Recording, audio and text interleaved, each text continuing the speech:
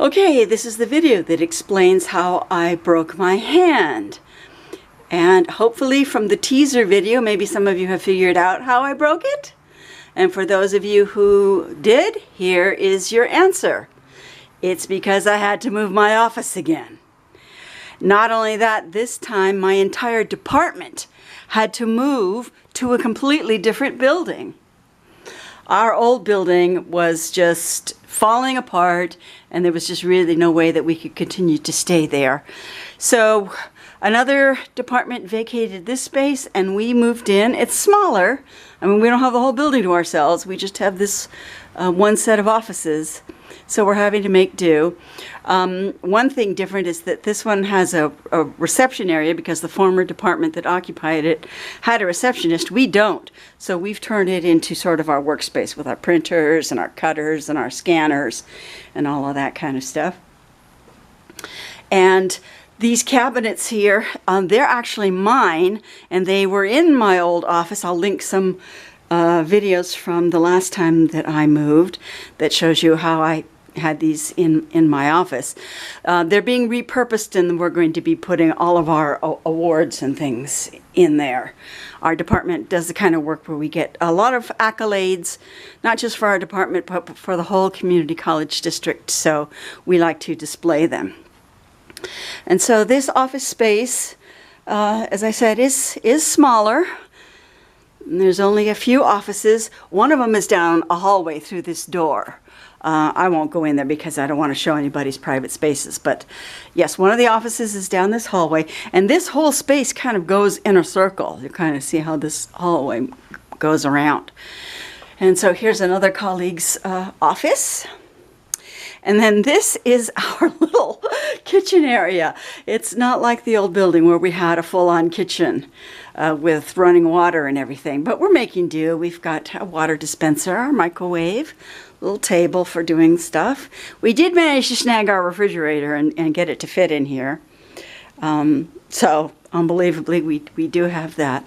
And then unfortunately, we don't have a lot of storage space, so we basically have turned the back wall into storage for our use here. We do have a lot of storage because we have things like t-shirts and other swag that we give out at events for the colleges. So we need a lot of storage, and all we can do this time is utilize the back wall, but I think we're doing that pretty well.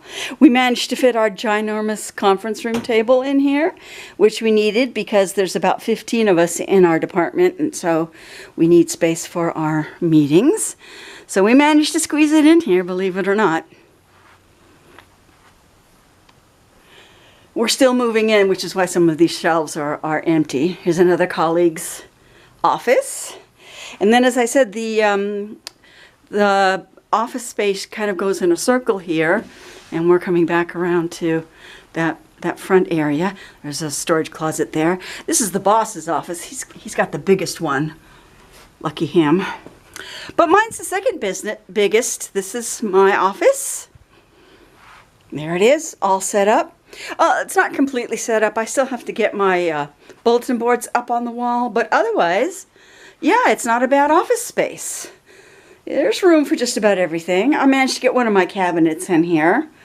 I didn't really need the other three. We don't do paper so much, so I don't really need those cabinets to house a lot of stuff. A little chair for guests.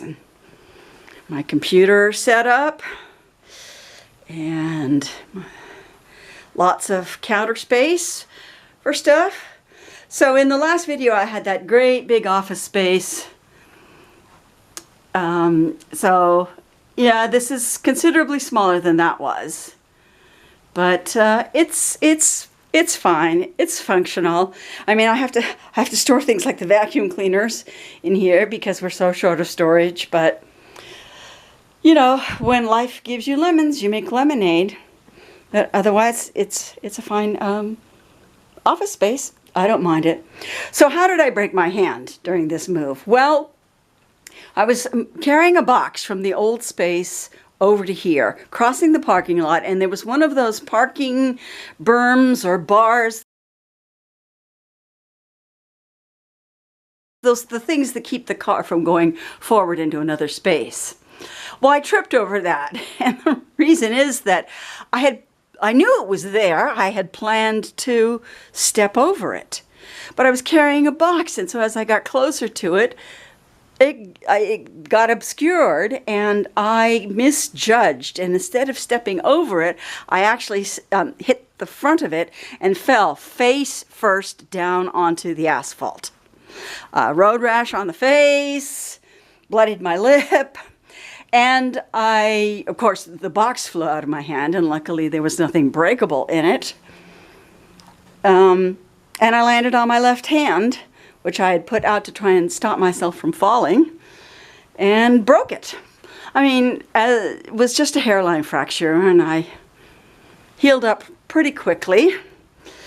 But I'm hoping that this is the last time that I'm going to have to move. In 17 and a half years, I've now moved 3 times, so hopefully the 3rd time is the charm.